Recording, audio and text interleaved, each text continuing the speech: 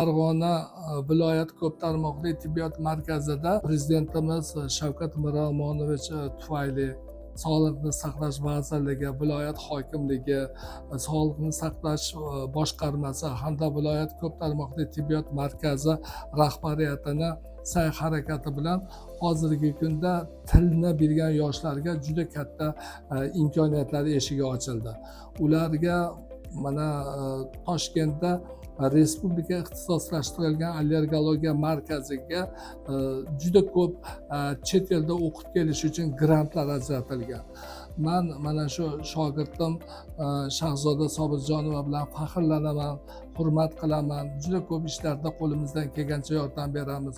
Men bu qizimizni darslarida ham qatnashdim.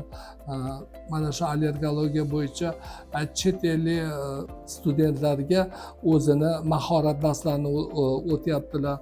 Men bu qizimizni kelajakda ilm bilan shug'ullanib, mana shu tibbiyot sohasida allergologiya bo'yicha nomzodlik dissertatsiyalarini, doktorlik dissertatsiyalarini yoqlashga umid qilaman, ishonch bildiraman va omad tilayman.